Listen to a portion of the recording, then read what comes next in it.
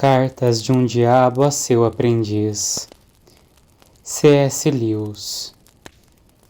Querido Verme Bill, as sugestões bastante amadorísticas da sua última missiva indicam que eu já deveria tê-lo instruído a respeito de um assunto bastante complicado, a prece. Você não deveria ter dito que meu conselho sobre as preces do humano em questão para a mãe dele provou-se totalmente infrutífero. Não é bem o tipo de coisa que um sobrinho deve escrever ao tio, muito menos um tentador júnior ao subsecretário de um departamento. Seu comentário também revela o desagradável desejo de colocar a responsabilidade sobre os seus ombros. Você deveria aprender a pagar pelos seus próprios erros. A melhor coisa a fazer, se possível, é afastar completamente o paciente em questão da intenção de rezar. Se o paciente é um adulto recém-convertido para o lado do inimigo, como é o caso do nosso homem, conseguimos tal feito quando o encorajamos sempre a lembrar-se ou a pensar que se lembra do quanto suas preces na infância eram automáticas. Em contrapartida, você talvez possa persuadi-lo a almejar algo totalmente espontâneo, introspectivo, informal, livre de regras. E isso, na verdade, significará, para um iniciante, o esforço para produzir em si mesmo um estado de espírito vagamente devocional, no qual a verdadeira concentração de vontade e inteligência não desempenham nenhum papel. Um poeta dele, certa vez, escreveu que não rezava, movendo os lábios e de joelhos, mas simplesmente dispunha seu espírito ao amor e dava lugar a um sentimento de súplica. É exatamente esse tipo de prece que queremos, já que ela tem uma semelhança superficial com a prece silenciosa praticada por aqueles que já estão em estágio bem avançado ao lado do inimigo. Os pacientes mais espertinhos e preguiçosos podem ser ludibriados por ela durante um bom tempo. No mínimo, ficarão convencidos de que a posição do corpo não faz a menor diferença quando rezam, pois eles constantemente se esquecem, e é o que você jamais deve esquecer, de que são animais e que suas almas são afetadas pelo que quer que seus corpos façam. É engraçado que os mortais sempre nos imaginam enfiando ideias em suas cabeças, quando na verdade somos peritos em deixar coisas de fora. Se isso falhar, seu último recurso será direcionar sutilmente as intenções dele. Sempre que eles se ocupam do inimigo, somos derrotados, mas há modos de impedi-los. O modo mais simples é evitar que olhem para ele e voltem o olhar para si mesmos. Faça-os ficar observando os próprios pensamentos e tentar reproduzir sentimentos pela ação de sua própria vontade. Quando tiverem a intenção de pedir-lhe um sentimento de caridade, deixa-os, em vez disso, tentar produzir um sentimento de caridade neles mesmos. Eles jamais devem perceber que é exatamente isso que estão fazendo. Quando pedirem por coragem, deixe-os tentar sentirem-se corajosos. Quando estiverem rezando em busca de perdão, deixe-os tentar sentirem-se perdoados.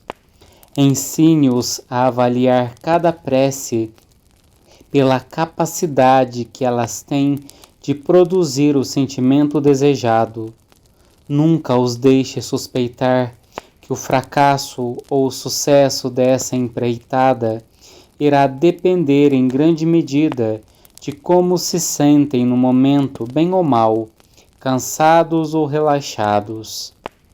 Mas é claro, o inimigo não ficará de braços cruzados enquanto isso. Onde quer que haja uma prece, existe o perigo de sua ação imediata. Ele é totalmente indiferente à dignidade de sua posição e à nossa, como espíritos puros, enquanto para os animais humanos que se ajoelham, ele derrama o autoconhecimento de um modo descarado. Mas mesmo se ele malograr a sua primeira tentativa de ludibriar seu inimigo, nós dispomos de uma arma ainda mais sutil. Os humanos não começam com aquela percepção direta dele, que nós, infelizmente, não podemos evitar. Nunca chegaram a conhecer aquela luminosidade horripilante, aquele fulgor penetrante e doloroso que é a base da dor permanente em nossas almas.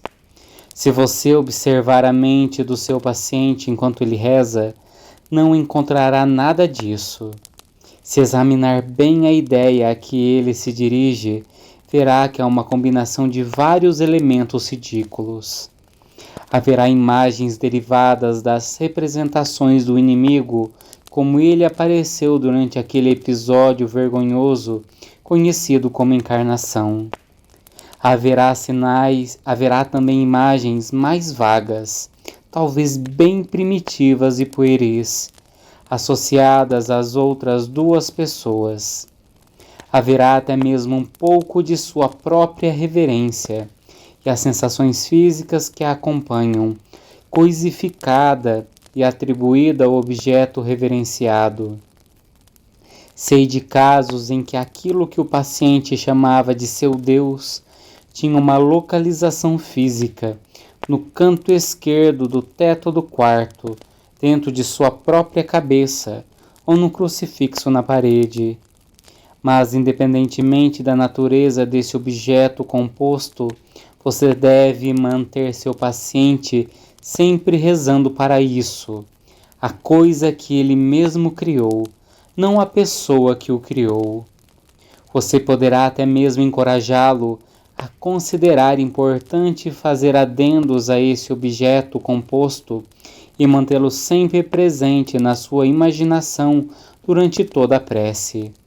Pois se ele vier a saber a diferença, se conscientemente direcionar suas preces, não àquilo que penso que és, e sim ao que sabe que és, estaremos em péssima situação. Uma vez que todos os seus pensamentos e imagens forem descartados ou conservados, mas com plena consciência de sua natureza meramente subjetiva, e uma vez que o homem entregar-se à presença completamente real, externa e invisível que está com ele ali, no mesmo recinto, nunca consciente dessa presença da mesma forma que a presença tem consciência dele, bem, meu caro, é aí que tudo pode acontecer. Para evitar essa situação, essa verdadeira nudez da alma durante a prece, há algo que pode ajudá-lo. Os próprios humanos não desejam tanto assim essa nudez da alma quanto pensam. Às vezes, os que eles podem obter é bem maior do que aquilo que eles querem. Afetuosamente, seu tio Fitafuso.